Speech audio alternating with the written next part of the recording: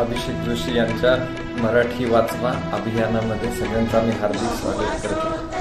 आपण म्हणा आतापर्यंत या चॅनलवर मृदंगचे वेगवेगळे धडे करता संगीत विषय तर मधूनच हा मराठी वाचवा अभियान कसा काय हा प्रकल्प आपण चालू केला. अद्भुत असा हा अनोखा व्हिडिओ कसा काय. तर तातडीने मराठी वाचवा अभियान चालू करण्याचा मी का निर्णय घेतला. अशा काही घटना माझ्या जीवनात घडल्या ज्याच्यावर मी निर्णय घेतला की आता लवकरात लवकर मराठी वाचवण्यासाठी काही ना काही आपण खटाटोप केला पाहिजे. तर असं झालं की एके दिवशी मी गीता संमेलन देत होतो. आमचे गीता संमेलनाचे व्याख्यान गीतेविषयी भगवद्गीतेविषयी व्याख्यान ठिकठिकाणी होतं. तर असंच एका ठिकाणी व्याख्यान देत असताना प्रेक्षकांमधून एक चिठ्ठी आली माझ्याकडे आणि ती चिठ्ठीवर काय लिहिलं होतं की आपले मराठी हे अतिशय उदात्त आहे परंतु ते आम्हाला समजत नाही आहे, त्यामुळे तुम्ही कृपया ते थोडं डायल्यूट करून तुमचं प्रवचन शुद्ध मराठीत नका करू, आम्हाला समजेल अशा मराठीमध्ये करा. आता मला सांगा एका मराठी प्रवक्त्याला याच्यापेक्षा हृदयद्रावक हृदयविदारक घटना काय असू शकते. तेव्हा मनात असे एक बीज माझ्या मनात रोवलं गेलं की आता लोकांमध्ये इतकी मराठी लोक विसरू लागले आहेत की त्याला काही सुमारच राहिले नाही. दुसरी घटना अशी घडली की आमचे तबल्याचे सत्र मृदंगाचे सत्र चालू होते आणि मी देत होतो. सगळे आपला मराठी वर्ग बसला होता. तर वेगवेगळे तबल्याचे प्रकार मी शिकवत होतो. शिकवत असताना एक मुलाची आई पण बसली होती. ती म्हणली की अहो तुम्ही एवढं शुद्ध मराठी बोलतायत आमच्या मुलांना ते कळत नाहीये, तर ते तुम्ही सगळं त्यांच्या डोक्यावरून चाललंय. म्हटलं अहो असं कसं काय, तुम्ही हे मराठी वर्ग तुम्ही मुलांना लहानपणापासून मराठी शिकवली पाहिजे. म्हटलं अहो हो काय करणार ना ते बिचारे. म्हणजे आमची तीच इच्छा आहे परंतु आता कालाच्या ओघात इतकी नवीन पिढी वाहत गेली आहे की मराठी विसरून चालली. येस, मराठी तो सोडा. एका हिंदी मुलाला मी म्हटलो कि मुझे 2.5 घंटे बाद मिलना. ये 2.5 क्या होता है. एनिवे, तर म्हणून मराठी वाचवा हे व्यापक अभियान. आणि एकदा असं झालं की माझी आपली माणसं ज्यांची मातृभाषा मराठी आहे, माझी मातृभाषा मराठी आहे, आम्ही एकत्र आल्यावर ते हिंदी चालू करतो. ज्यांचे माझे खूप वर्षापासूनचे संबंध आहेत थोड्याच वेळात इंग्लिश चालू करतात, परत हिंदी, परत 1-2 वाक्य मराठी. आता ते वरिष्ठ त्यांना मी काही बोलू शकत नाही. तर काय करावं तर काय करावं. तर म्हणून हे पूर्ण महाराष्ट्रव्यापी अभियान आम्ही इथे चालू करतो आहोत. आपला सगळ्यांचा इथे प्रतिसाद आम्हाला अतिशय आदरणीय असेल. आपल्या सगळ्यांनी याच्यात जर उत्स्फूर्ततेने प्रतिसाद घेतला मराठी वाचवा अभियानात, तर मराठी वाचवा अभियान हे काय आहे ते अतिशय सोपं आहे. आणि याच्यात आपण कसं काय बरे संलग्न व्हाल तर खाली डिस्क्रिप्शन मध्ये लिंक दिली आहे, त्याच्यात कृपया आपण जरूर ती लिंक क्लिक करा आणि ते लिंक क्लिक केल्यावर जी काय सगळी माहिती असेल ती भरा, आपला फोन नंबर, ईमेल. तर या आंदोलनाचं काय स्वरूप आहे, काय असेल काय नाही याची सगळी आपणास अपडेट देण्यात येईल, आपणास इंगित करण्यात येईल. अपडेट शब्द नको. एनिवे, तर या आपला जास्त वेळ नाही घेत परंतु थोडक्यात सांगतो की मराठी वाचवा उपक्रमाचे उद्देश काय आहे. एक तर मराठीचे संवर्धन. बघा दोस्तांनो, मित्रांनो, आपण मराठी वाचवा मराठीला वाचवण्यासाठी जर काही पुढाकार जर नाही घेतला तर कालांतराने 1-2 पिढ्याच फक्त मराठी शिल्लक राहणार आहे. नंतर पृथ्वीच्या पाठीवरनं 2-3 पिढ्यानंतर मराठी राहील पण ती एवढ्या डायल्यूट अवस्थेत राहील, एवढ्या, आता बघा मलाही डायल्यूट शब्दाला आठवत नाहीये.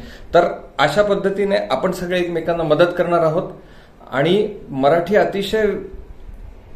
मराठीची जी अवस्था अतिशय वाईट होईल जर आपण सक्रिय सहभाग नाही घेतला या आंदोलनात. पहिला उद्देश आहे मराठीचे संवर्धन. दुसरा आहे भाषा शुद्धी. अतिशय मराठी आजकालची भेसळयुक्त झालेली आहे. अतिशय लोक भेसळ टाकतात त्याच्यात. आता एक माझा वर्गमित्र मला म्हटला की तो पहा ना, तो विद्यार्थी मला हमेशा त्रास देत असतो, हमेशा. म्हटलं अरे काय हमेशा, नेहमी शब्द म्हणा ना, आता तुमची मातृभाषा मराठी. तिसरा उद्देश आहे की आगामी पिढ्या आधुनिकीकरणामुळे एवढा मराठीवर आता आक्रमण होणार आहे, प्रघात होणार आहे. आणि कसा प्रघात होणार आहे की स्मार्टफोन, टेक्नॉलॉजी, व्हिडिओ गेम्स याच्यात नवीन पिढी एवढी संलग्न होईल की त्यांना मराठीकडे लक्ष देण्यासाठी वेळच राहणार नाही. चौथा उद्देश असा आहे की मराठी आणि संस्कृत अतिशय जवळजवळच्या आहेत. सगळ्या भाषा या संस्कृतच्याच मुली म्हणता येईल, पण या सगळ्या मुलींमधली सगळ्यात ज्येष्ठ मुलगी आहे ती म्हणजे मराठी. का? कारण सगळ्यांची स्क्रिप्ट एकच आहे, लिपी एकच आहे, म्हणून मराठीला म्हणतात देवनागरी. संस्कृत, मराठी आणि नंतर हिंदी या सगळ्यांची लिपी एकच आहे. आणि मराठी आणि संस्कृत या पृथ्वीच्या पाठीवर अशा केवळ 2च भाषा आहेत ज्याच्यात 3 जेंडर म्हणजे 3 लिंग याच्यात असतात. 3 लिंग म्हणजे काय? पुल्लिंग, स्त्रीलिंग, नपुसकलिंग. आता नपुसकलिंग म्हणजे काय? ते भांड. आता तो सोफा हे पुल्लिंगी झालं, ती चटई ही स्त्रीलिंगी झाली.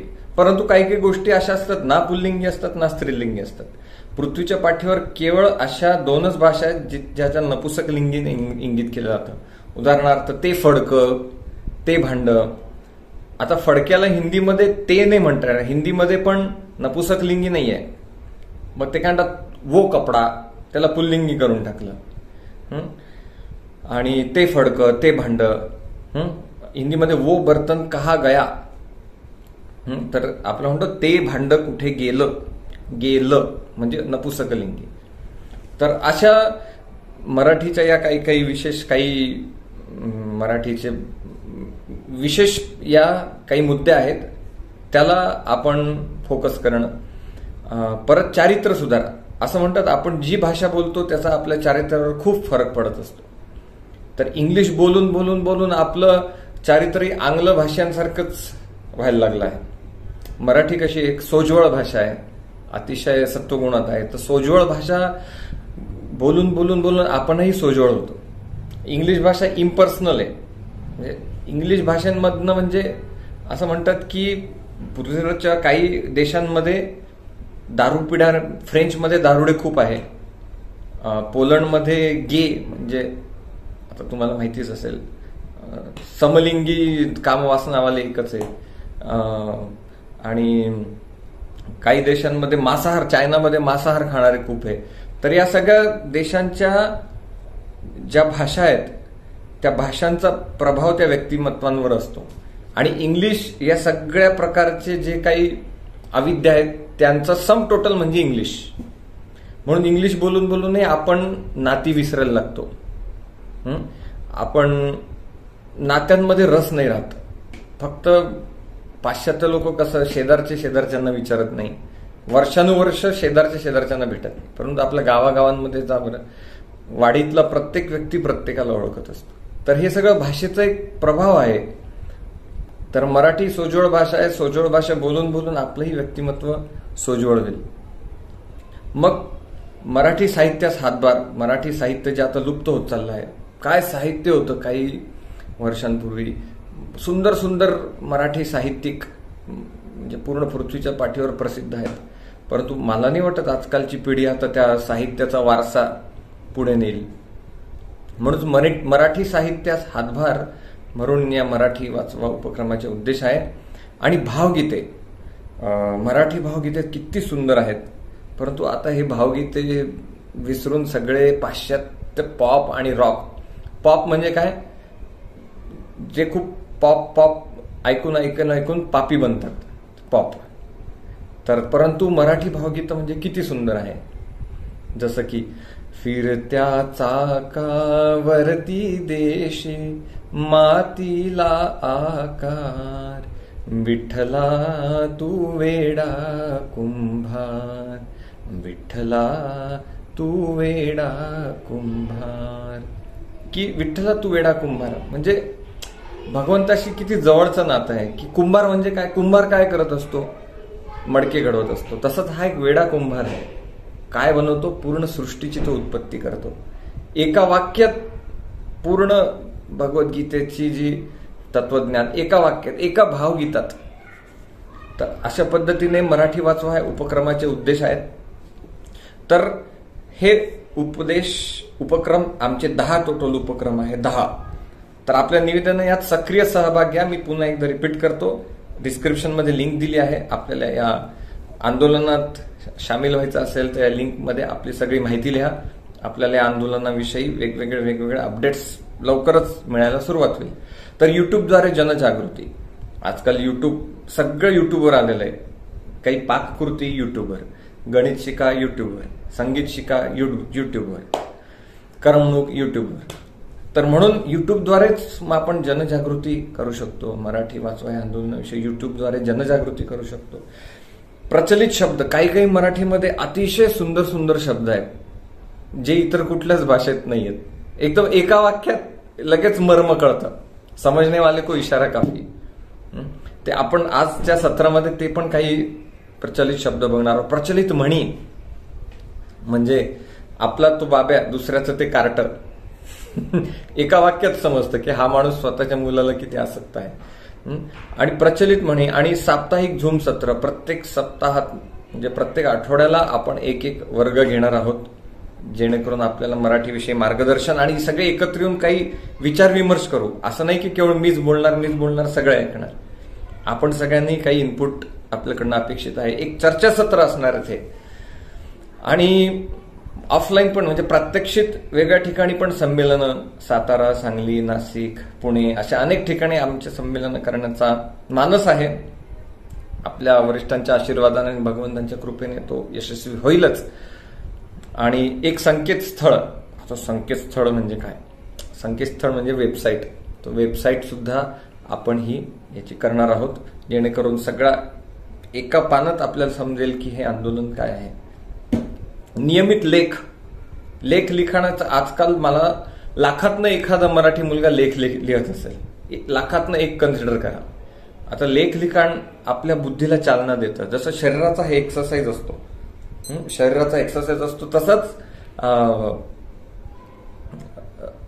बुद्धीलाही थोडा व्यायाम पाहिजे असतो. तर म्हणून नियमित लेख लिखाण करणाऱ्या सगळ्या युवा पिढींना प्रवृत्त करणं. आणि बालवर्ग सगळ्यात मोठं टार्गेट आहे मराठी वाचवा शिबिराचं. बाल, छोटे लहान मुलं ज्यांना लहानपणापासूनच मराठी विसरण्यासाठी भाग पाडलं जातं. तर असे शिबिर, असे हे 10 उपक्रम आहेत. तर कृपया लिंक आणि कृपया या चॅनलला सबस्क्राईब पण करा आणि मित्रांनाही सांगा, जेणेकरून हे आंदोलन महाराष्ट्रव्यापी आंदोलन होऊन जाईल. आता या आंदोलनाची सुरुवात आहे प्रचलित शब्दांची उजळणी. काही सुंदर असे मराठी शब्द आहेत जे आता सगळे विसरत चालले. आता शब्द तर मराठीत पाहिजे तर असंख्य आहेत, परंतु त्यातले काही निवडून काही शब्द आपल्यासमोर आज आम्ही प्रस्तुत करणार आहोत. अतिशय सुंदर शब्द आहे की सगळ्यांना, पालकांना निवेदन आहे की हा व्हिडिओ आपल्या पाल्यांना, आपल्या मुलांना जरूर दाखवा, जेणेकरून जे आपलं जीवन व्यस्त आहे, आपल्याला आपल्या नोकऱ्या आहेत, फक्त हा व्हिडिओ त्यांना दाखवा. एका व्हिडिओमध्येच त्यांची पूर्ण मराठीची उजळणी होऊन जाईल. तर सुंदर शब्द आहेत मराठीत. त्या सुंदर शब्दांची उजळणी चालू होत आहे. आणि कॅन यू गेस सगळ्यात पहिला शब्द काय असेल? तो म्हणजे आई. किती सुंदर शब्द आहे आई. अगदी बाराखडीतला सगळ्यात पहिला अक्षर आ म्हणजे मी, दुसरा म्हणजे माझ्या स्वतःच्या आत्म्याला सगळ्यात जवळचं कोणी असेल तर आई. आई हा शब्द किती काय सांगून जातो. परंतु आईला आजकाल काय म्हणतात? मम्मी. मी एका गावात गेलो होतो व्याख्यान द्यायला गीतेवर. तर त्या गावामध्ये एका घरी गेलो आणि छोटी मुलगी आईला काय म्हणली? मम्मी मम्मी, प्रभूजी आले. मम्मी हा शब्द मी ऐकला आणि असं मला वाटत होतं की इथे कुठेतरी विहीर, कुठे त्यात मला कोरडी विहीर, मला पोहता येतं त्याच्यात मी उडी मारून मम्मी, एवढं गावात एवढं वाडीमध्ये मम्मी हा शब्द किती म्हणजे इंग्रजांचे आपल्यावर अत्याचार आहेत. आणि इंग्रज ते इंग्रज आहे, ते तर अत्याचार करणार, आपण का सोसून घ्यायचे? इंग्रज जाऊन आता 150 वर्ष झाले, का आपण इंग्रजांची संस्कृती ही पालन करायची अजूनही? बाकी सगळ्या देशातले लोक जेव्हा इंग्रज निघून गेले तिथून, त्यांनी सगळ्यांनी आपापली संस्कृती परत रिएस्टॅब्लिश केली, परत स्थापन केली. परंतु आपण भारतीय असे आहोत, इंग्रज निघून गेले तरी सुद्धा आपण त्यांची संस्कृती सोडली नाही. दुसरा शब्द आहे बाबा. अतिशय काबाड कष्ट करून आपल्या मुलाला रक्ताचं पाणी करून जर कोण असेल आईनंतरचा दुसरा कोणी व्यक्ती, तो आहे बाबा, आई बाबा. परंतु गावात काय? पप्पा पप्पा पप्पा. मम्मी म्हणजे काय? जे इजिप्तमध्ये असते ना मम्मी, जे प्रेत मम्मी म्हणजे आईला डेड करून टाकला, सांस्कृतिक दृष्ट्या डेड मम्मी. दुसरा आहे बाबा. बाबांना पप्पा, पप्पा पप्पा पापा पप्पा. पापांचं जे भांडार आहे म्हणजे पापा, आई पप्पा. तर हे अतिशय सुंदर सुंदर शब्द आपल्याला पुन्हा स्थापित करायचे आहे. मम्मी पप्पाचं कल्चर नाही आहे आपलं. मम्मीला म्हणायचं आई, बाबांना म्हणायचं बाबा. बाबांना पप्पा नाही म्हणायचं, आईला मम्मी नाही म्हणायचं. इथून सुरुवात करायची. तिसरा शब्द आहे कुटुंब. कुटुंब. आता फॅमिली या शब्दामध्ये मजा नाही आहे, त्या भावना पोचत नाही. कुटुंब या शब्दात भावना आहे. कुटुंब म्हणजे अशा व्यक्तींचा समूह जे व्यक्ती एकमेकांसाठी आपल्या आनंदाचा त्याग करायला तयार आहेत. कुटुंब तेव्हाच चालतं जेव्हा दुसऱ्या व्यक्तींच्या जीवनात मी किती कॉन्ट्रीब्यूट करू, मी किती योगदान देऊ, ही भावना असेल तेव्हाच ते कुटुंब चालतं. आणि कुटुंब हा शब्दच या सगळ्या भावना आपल्याला, कुटुंब शब्द म्हटल्या या भावना आपल्या मनात उत्स्फुरित होतात. पुढचा शब्द आहे गुण्या गोविंदाने. तर एक एक शब्द आपण बघणार आहोत आणि त्याचा एक उदाहरण बघणार आहोत आणि त्याचा अपभ्रंश कसा झाला आहे ते सुद्धा आपण बघणार. तो गुण्या गोविंदाने हा शब्द आहे. पुढचा शब्द आहे गुण्या गोविंदाने. तर याचा वाक्प्रचार असा आहे की ह्या सोसायटीमधील, या इमारतीतील सगळ्या सदनिका धारकांनी गुण्या गोविंदाने राहावे हे आम्हाला अपेक्षित आहे. अशी आमच्या बिल्डिंगमध्ये भरपूरदा नोटीस व्हॉट्सअपवर येत असते की कृपया सगळ्या या इमारतीतील सदनिका, आणि हाही शब्द किती छान आहे, हाऊस होल्डर्स नाही, सदनिका, सदनिका धारकांनी गुण्या गोविंदाने राहावे. ही गुण्या गोविंदाने एका शब्दातच किती भाव उत्स्फुरित होतात. गुण्या गोविंदाने म्हणजे भांडण न करता अतिशय आनंदाने, आणि जे काय असेल, जे काय माझा अपमान झाला असेल माझ्या शेजारच्यांकडून, माझ्या वरच्यांकडून, ठीक आहे, विसरून जा, कारण एकत्र राहायचंय. येस. पुढचा शब्द आहे हेळसांड. आईचा मला फोन आला, पारे प्रकृतीकडे लक्ष दे, तुझ्या तब्येतीची हेळसांड करू नको, व्यवस्थित विश्रांती घे, काजू खा, बदाम खा. हेळसांड किती सुंदर शब्द आहे. पुढचा शब्द आहे लाजाळू. लाजाळू म्हणजे शाय या शब्दात नाही, त्या भावना नाही पोचत हो. लाजाळू एका शब्दात. उदाहरणार्थ, अहो बरं का छायाताई, तुमची सुनबाई फार लाजाळू आहे बरं का, लगेच समजतं लाजाळू म्हणजे काय. आणि लाजाळू असलंच पाहिजे, कारण लज्जा ही स्त्रीचा दागिना आहे, स्त्रीचा आभूषण आहे, असा चाणक्य पंडितांचा एक श्लोक आहे. आता पुढचा अतिशय सुंदर शब्द, याच्यावर आपण भर दिलाच पाहिजे, बाळकडू. बाळकडू म्हणजे काय? कडू म्हणजे काय? औषध कडू असतं, पण ते बाळाला घ्यायचंच असतं जेणेकरून बाळाची तब्येत पुढे चांगली होते. म्हणजे हे औषधालाच इंगित नाही होत. बाळकडू म्हणजे काय? अशा काही गोष्टी ज्या लहान मुलाला लहानपणी आवडत नाही, परंतु त्याला करावं लागतात, कारण त्यात त्याचं भवितव्य आहे. आता उदाहरणार्थ, अण्णांनी आम्हाला व्यायामाचं बाळकडू लहानपणीच पाजलंय बरं. येस, म्हणजे आमचे अण्णा होते आमच्याकडनं 24-24 सूर्यनमस्कार करून घ्यायचे आणि नाही घातले की पाठीत धपका बसलाच, पाठीत दणका बसलाच. दणका हा शब्द किती छान आहे, दणका. येस, बाळकडू. अजून काय म्हणता येईल? येस, संस्कृत विभक्ती आणि धातूचं बाळकडू आमच्या शाळेत आम्हाला अतिशय चांगल्या पद्धतीने पाजण्यात आलं होतं, म्हणून आज आमचं संस्कृत एवढं छान आहे. येस. पुढचा शब्द आहे जय्यत तयारी. म्हणजे बाकी भाषांमध्ये मला नाही वाटत की जय्यत तयारी याला काही असेल शब्द. तर जय्यत तयारी. उदाहरणार्थ, आमच्या घरी मेजवानी होती आणि मोठे मोठे पाहुणे येणार होते आणि काय जय्यत तयारी केली आमच्या सुनबाईने. म्हणजे जय्यत तयारी म्हणजे लगेच एका शब्दात समजतं की सगळं मीठ, चटण्या, सगळे पदार्थ व्यवस्थित मांडून ठेवलेले. पुढचा शब्द आहे कारस्थान. कारस्थान. कारस्थान म्हणजे बाकीच्या व्यक्तींचा पाय खेचण्यासाठी करण्यात आलेले कार्यकलाप, करण्यात येणाऱ्या क्रिया, कारस्थान.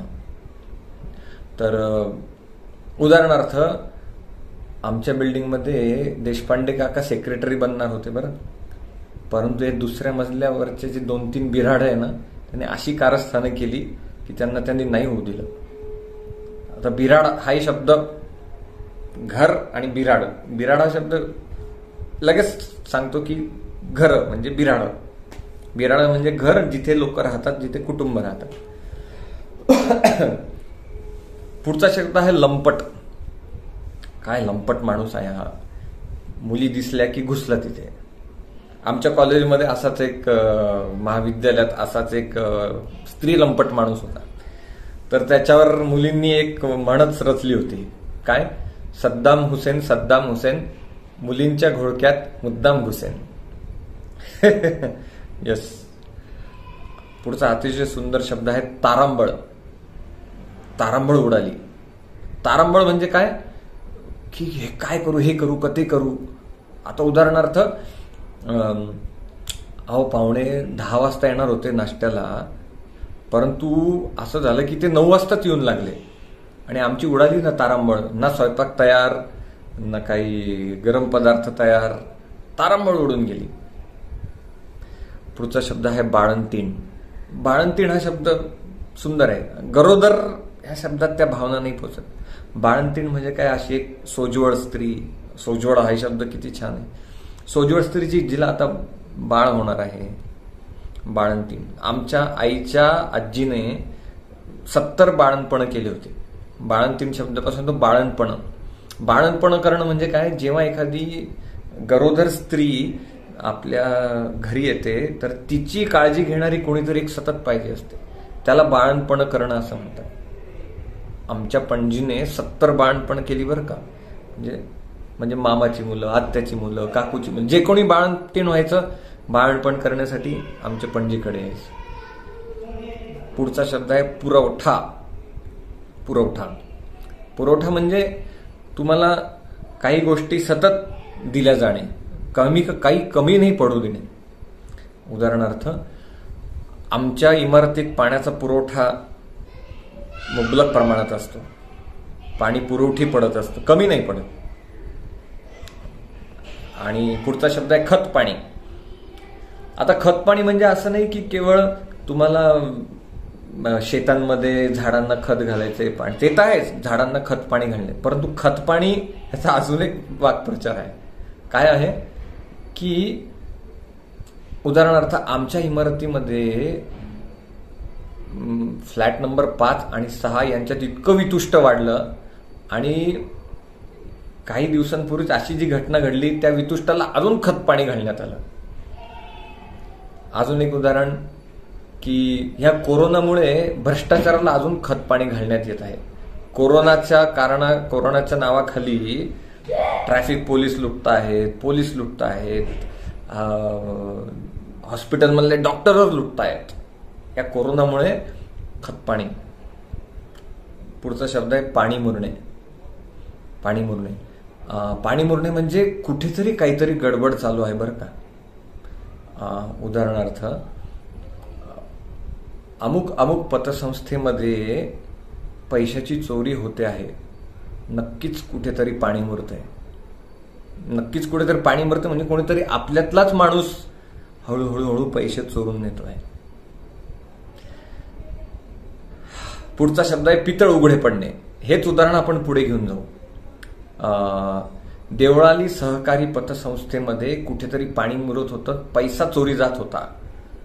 एक दिवशी असं झालं, मिस्टर गायतोंडे ना सगळ्यांनी रंगे हात पकडलं आणि त्यांना बरं का काहींनी सकाळी 9 वाजताच तिजोरी उघडून पैसे घेताना पाहिलं आणि तिथेच त्यांचं पितळ उघडं पडलं. पितळ उघडं पडलं म्हणजे चोरी उघडकीस आली, रंगे हात पकडला गेला. पुढचा शब्द आहे निब्बर. निब्बर म्हणजे काही खाद्यपदार्थ जे रबरासारखे झाले त्याला म्हणतात निब्बर. उदाहरणार्थ, आई भाकऱ्या फार निब्बर झाल्या ग, बहुतेक यंदाचं ज्वारीचं पीठ चांगलं नाही, दुसऱ्या दुकानदाराकडून घ्यायला लागेल. ओके. पुढचा शब्द आहे सामंजस्याने. सामंजस्याने म्हणजे एकमेकांना समजून एकमेकांचे दोषांना न बघता पुढे जात राहणे म्हणजे सामंजस्याने राहणे. इमारतीतील सर्व रहिवाशांना निवेदन आहे की एकमेकांशी सामंजस्याने राहावे. पुढचा शब्द आहे कौतुक. तर मला नाही वाटत कौतुक या शब्दाला इक्विव्हॅलंट, कौतुक या शब्दाला पुरणारा असा शब्द कुठली दुसरी भाषा देणार असेल. कौतुक म्हणजे इंग्लिशमध्ये फार तर फार काय म्हणता येईल, ग्लोरिफिकेशन, ग्लोरिफाईड मी. पण कौतुक म्हणजे अरे खरंच एखाद्या व्यक्तीने काही केलं, मला त्याविषयी त्याचं मी कौतुक केलं, म्हणजे त्याला मी अतिशय चांगल्या शब्दात त्याला वाहवा केली की जेणेकरून त्याच्या मनाला आनंद झाला. उदाहरणार्थ, मी शाळेत असताना कधी मला पैकीच्या पैकी मार्क पडायचे तर आजी खूप कौतुक करायची माझी. पुढचा शब्द आहे भरमसाठ. भरमसाठ म्हणजे भरपूर, खूप, प्रचूर. भरमसाठ. आता याचा उदाहरण म्हणून आपल्याला देता येईल की रस्त्यावरनं एवढ्या त्या दिवशी रस्त्यावर इतक्या भरमसाठ गाड्या, एवढी भरमसाठ ट्रॅफिक होती की मला बाणेरला पोचायला 2 तास लागले.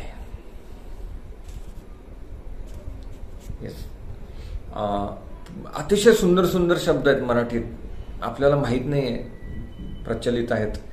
एका शब्दात पूर्ण भाव प्रगट होतो आणि शब्द असे किती अवखळ, किती सुंदर. पुढचा शब्द आहे पाने वाढली. पाने, पूर्वी केळीच्या पानांमध्ये बसायचे, आता तो शब्द ऐकलं की किती छान वाटतं. आहेत ती ताटं स्टीलची, पण पानं वाढली बरं का, या सगळ्यांनी लवकर. पुढचा शब्द आहे खराटा केरसुणी. खराटा किंवा केरसुणी. केरसुणी म्हणजे झाडू या शब्दात नाही, केरसुणी म्हणजे छोटीशी केरसुणी, जी केर काढणारी ती केरसुणी. आणखीन एक महत्वाची गोष्ट या मराठीबद्दल मला तुम्हाला सांगायची आहे की न आणि ळ हे जे 2 शब्द आहेत हे फक्त मराठीतच आहेत. हिंदीमध्ये पाण्याला पाणी म्हणतात. बाळासाहेबला बालासाहेब, बाळासाहेब त्यांना बालासाहेब म्हणतात. तर ळ आणि न, बाळंतीण. काही शब्दात ळ आणि न हे दोन्ही वापरले जातात. बाळंतीण आपण कुठेच बघणार नाही हे विशेष वैशिष्ट्य, ना दक्षिण भारतात ना उत्तर भारतात. ळ आणि न. इव्हन संस्कृतमध्येही ळ आणि न एवढा उच्चार नाही होत, बाल गोपाल असंच म्हणतात. आणि ज आणि ज, जहाज, जड, ज हा शब्द हा संस्कृतमध्ये पण नाहीये. च आणि च 2 प्रकारे, च, च, ज आणि ज. चिंच, चिंच वड, या दोन्ही च आणि च वापरले जातात. चिंचेची चटणी, चिंचेची, पहिलाचं दुसराचं, परत पहिलाचं, परत दुसराचं. येस. पुढचा शब्द आहे शहाणा. फारच हा शहाणा आहे बरं का. आपल्याला तर दुकानदार इतका शहाणा होता, 50 रुपयाची गोष्ट त्यांनी आपल्याला 100 रुपयाला दिली, गळ्यात मारली. गळ्यात मारली हा किती छान शब्द आहे. गळ्यात मारली म्हणजे काय की त्याने आपल्याला असं कन्व्हिन्स केलं की विकूनच टाकली ते आपल्याला, तेही महागात. फार शहाणा निघाला तो. आता शहाणा हा शब्द चांगला आहे, परंतु तो सार्कॅसिझम म्हणून वापरला जातो. येस. पुढचा शब्द आहे चाटून पुसून. चाटून पुसून म्हणजे एखाद्या गोष्टी इतकी आवडली की त्याने ती खात राहिला जोपर्यंत ताट पूर्ण स्वच्छ होत. उदाहरणार्थ आईने काल पालकाची भाजी एवढी छान केली, सगळ्यांनी चाटून पुसून खाल्ली. पुढचा शब्द विचारपूस म्हणजे एखाद्या व्यक्तीविषयी त्याला जाऊन विचारणे की तुझं व्यवस्थित चाललंय का नाही. तर याला म्हणतात विचारपूस करणे. अहो त्यांची जरा विचारपूस करा, कसं काय फ्रॅक्चर झाले, पाय ठीक आहे का नाही. अतिशय पुढचा सुंदर शब्द आहे हेलपाटा. हेलपाटा म्हणजे एखाद्या ठिकाणी जाणं, आपल्याला जे अपेक्षित होते ते काम नाही होणं, तसंच परत येणं, किंवा काम झालं पण ते करण्यासाठी खूप वेळा जावं लागणं. उदाहरणार्थ अहो मला लायसन्स मिळण्यासाठी 15 ते 20 हेलपाटे मारावे लागले. पसारा हा खूप सुंदर शब्द आहे. काय पसारा मांडलाय, इकडे हे तिकडे ते. पसारा म्हणजे अस्ताव्यस्त पडलेल्या आहेत गोष्टी. पुढचा शब्द आहे पालवी. लगेच समजतं की वसंत ऋतू आलाय आणि झाडं सुंदरपणे बहरली आहेत, याला म्हणतात पालवी फुटणे. आंब्याला मोहर आला. मोहर हाही शब्द खूप छान आहे. आंब्याला मोहर आला म्हणजे आंब्याचा चीक गळायला लागला, वास आला की समजायचा आता सुंदर आंबे लागणार. येस. आणि कैरी हा पण शब्द फार सुंदर आहे. कैरीला हिंदीत म्हणतात कच्चा आम. कैरी किती 2 शब्दात संपला. कैरी. घड हाही शब्द आहे. घड, द्राक्षांचे घड म्हणजे फळांचा, अनेक झाडांना लागलेली फळं. केळीचे घड. यंदा सोनकेळी फार सुंदर आली. घडच्या घड आलेत झाडांना. वाफे हा शब्द इतका सुंदर आहे. पुढचा शब्द वाफे तयार करा. तुमच्या बंगल्याच्या बाहेर जर जमीन असेल तर तिथे सुंदर कोथिंबिरीचे किंवा भाज्यांचे वाफे तयार करा. आता एक मुलगा आहे, दिवसभर काहीच करत नाही काम, नुसता बंगल्यात पडून व्हिडिओ गेम खेळत राहतो. तर त्याला सांगण्यात आलं, अरे नुसता व्हिडिओ गेम खेळतो दिवसभर, जरा जाऊन त्या बंगल्याच्या बाहेरच्या जमिनीवर काही वाफे तयार कर मस्त भाज्यांचे. ताजी भाजी होईल आपल्याला खाण्यासाठी. भरपूर चिक्कार हे शब्द आहे, म्हणजे प्रचूर मात्रात संबोधण्यासाठी. भरपूर या हो तुम्ही पाहुण्यांनो, भरपूर आंबे आहेत आपल्याकडे, मस्त रस पिऊ. आणि चिक्कार कैऱ्या आहेत, पन्ह पिऊ मस्तपैकी. एक नवीन अतिशय सुंदर शब्द साटलोट म्हणजे 2-3 काही व्यक्तींच्या समूहामधनं 2-3 व्यक्तींचा एकमेकांमध्ये असे संबंध असणं की बाकी सगळ्या लोकांना ते वेड्यात काढतात. आता उदाहरणार्थ या इमारतीमधल्या या जोशींचा आणि देशपांड्यांचं काहीतरी साटलोट दिसतंय बरं का, जेणेकरून ते त्यांचाच सतत घोडं दामटवतात. घोडं दामटवणं हाही शब्द म्हणजे माझी मतं सतत दुसऱ्यांवर इम्पोज करणं, याला म्हणतात घोडं दामटवणं. पाटाचं पाणी. पूर्वी सुंदर पाट असायचे, आम्ही अजूनही आहेत काही पंढरपूर या साईडला आपण गेले, गावागावांमध्ये शेतीसाठी असे पाट बनवलेत, पाटबंधारे. पाटाचं पाणी, जेणेकरून धरणातनं पाणी सोडलं जातं आणि सगळ्या शेतांमध्ये ते जात शेतांना फुलवत जातं. एक सुंदर गाणं आठवतंय मला. माळ्याच्या मळ्यामंदी पाटाचं पाणी वाहत, गुलाब जाई जुई मोगरा फुलवित, माळ्याच्या मळ्यामंदी पाटाचं पाणी जात. पुढचा शब्द आहे फुलणे. मोगरा फुलला बरं का, सुंदर म्हणजे कळी उमलणे, फुलणे. मोगरा फुलला, मोगरा फुलला, फुले वेचिता बहरू कळीयासी आला, मोगरा फुलला, मोगरा फुलला. पुढचा शब्द व्यसन म्हणजे ऍडिक्शन. अहो काय व्यसन आहे त्या माणसाला, सतत दारूचा वास येत असतो त्याच्या तोंडातून. पुढचा शब्द अतिशय सुंदर, खरपूस म्हणजे एखादी गोष्ट अशी सुंदर भाजणे, त्याचा सुंदर वास सुटणे, खरपूस. आपण म्हणतो आई पराठे अगदी खरपूस झाले बरं का, किंवा वडी अगदी खरपूस भाज. जेव्हा पोहे खरपूस भाजले जातात तेव्हा जे थोडेसे लागतात खाली कढईत, तर ते खरडून खाण्याचा, त्याला खरवड असाही एक शब्द आहे. खारवड खाण्यात जो एक आनंद असतो तो कुठेच नाही. आता आम्ही एका ठिकाणी गेलो होतो तर तिथले आम्ही सांगितलं की आम्हाला जळालेलं वाडा. जळालेलं तुम्ही पाहुणे आम्ही कसं काढू? अहो वाडा हो, आम्हाला तेच आवडतं. पुढचा शब्द आहे ठिगळ.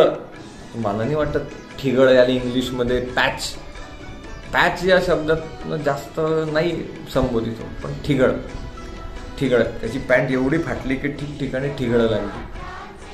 परत थिजला हा शब्द, गोठणे किंवा थिजणे.